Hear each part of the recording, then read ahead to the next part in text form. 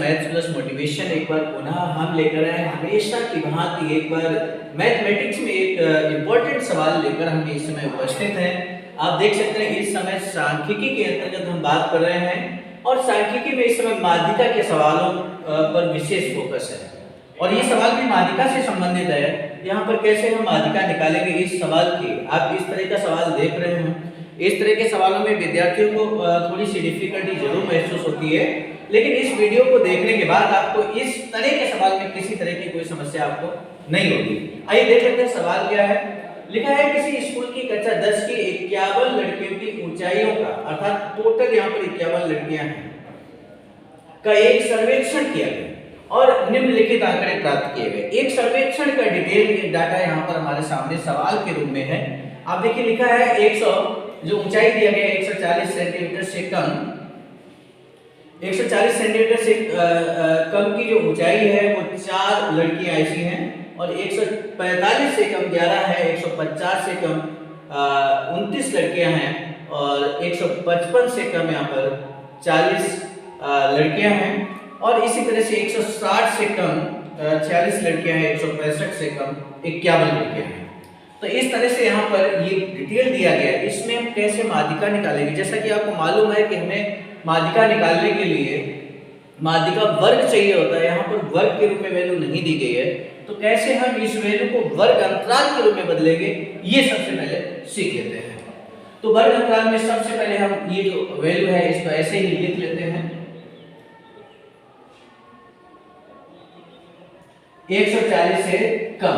तो 140 से कम यहाँ पर 4 लड़कियां हैं, 145 से कम, अर्थात इसका मतलब है कि 140 और 145 के बीच की लड़कियां कितनी हैं।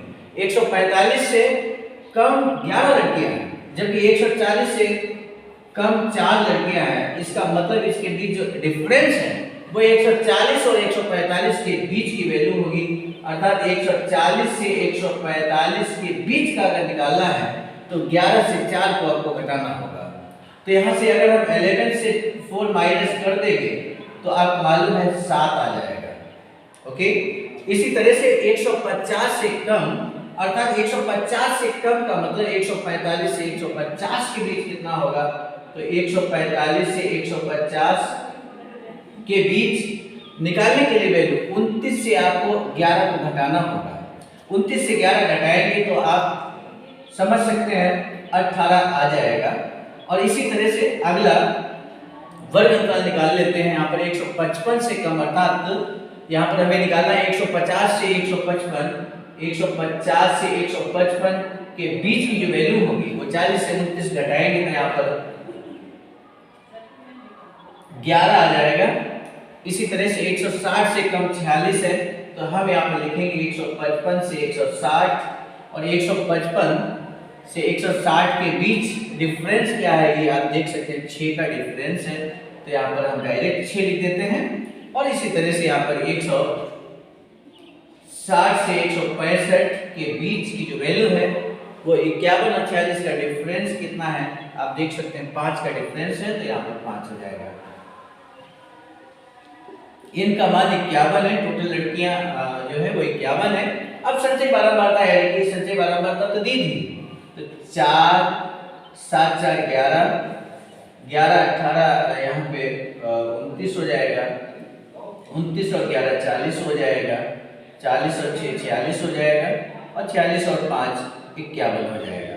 तो इस तरह से संचय बारंबारता निकाली। अब आपको मालूम है इसके बाद हमें क्या करना होता है, आप सभी को मालूम है कि इसके बाद हमें माध्यिका वर्ग निकालना है, क्योंकि माध्यिका वर्ग निकलने के बाद ही हम आगे का वर्ग कर पाएंगे।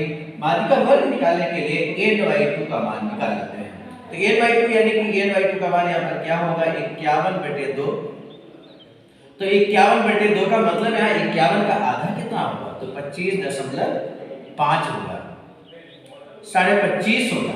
n/2 का मान यहाँ पर हमने निकाल लिया। अब हमें ये देखना है कि यहाँ पर माध्यिका वर्ग है क्या, 25.5 जो है वो वैल्यू कहाँ पर आएगी, ये बात हम संचय बारंबारता में देखेंगे।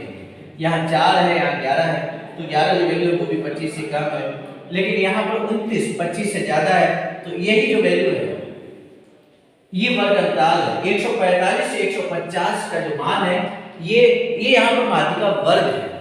वर्ग अंतराल 145 से 150 यही माध्यिका वर्ग कहा जाएगा। और इसी आधार पे अब हम सबसे पहले सूत्र लिख लेते हैं। माध्यिका का सूत्र आपको मालूम है L प्लस, कल ही हमने आपको बताया था n/2 माइनस CF अपान में स्मॉल f इंटू h। तो यहाँ पर हम लोग देख लेते हैं क्या कुछ दिया गया है। स्मॉल l यहाँ पर जो माध्यिका वर्ग है उसकी निम्न सीमा होती है, निम्न सीमा यानी कि 145 है। यहाँ पर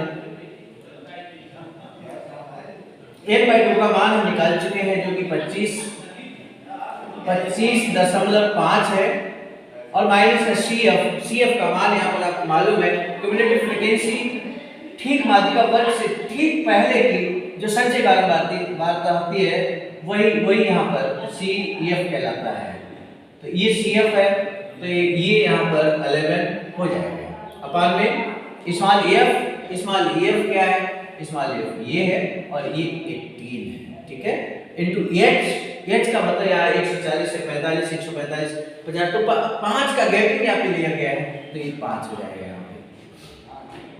तो इस तरह से इजी वे में यहाँ पर ये सवाल सॉल्व हो रहा है। 145 प्लस 25/5 से अगर हम 11 घटाएंगे तो क्या बचेगा, आप देख सकते हैं यहाँ पर 14.5 और गुणे ये 5 है बटे में 18 है। इसको और हम सॉल्व कर लेते हैं। 25 के 5 5 चौको 20 20 2 22 5 एकम 5 और 2 7 इस तरह से अपान में 18 हो गया। तो आप देख सकते हैं क्या वैल्यू आएगी। इसको हम भाग करेंगे अगर 72.5 में 18 का भाग कर लेते हैं तो 18 चौक 72 होता है।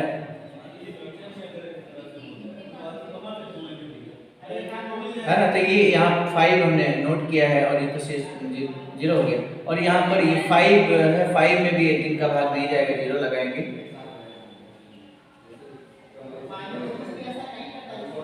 तो इस तरह से ये वैल्यू लगभग 145 प्लस 4.02 आ रही है। आगे भी हम निकाल सकते हैं तो इसको हम अगर ऐड कर देंगे तो 149.02 तो ये यहाँ पे आंसर आ चुका है। और माध्यिका आप देख सकते हैं 145 से 150 के बीच 149.02 ये मान इसके बीच एडजस्ट कर रहा है और इसलिए ये माध्यिका हमारा जो निकला हुआ आंसर बिल्कुल सही है। और इस तरह से हम सवाल को सॉल्व कर सकते हैं।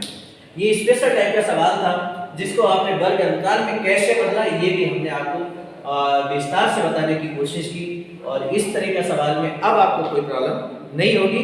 नए सवाल में या किसी तरह का इस तरह का सवाल हो या किसी तरह का सवाल यदि प्रॉब्लम आ रही है तो निश्चित रूप से उस समस्या को जरूर बताइएगा।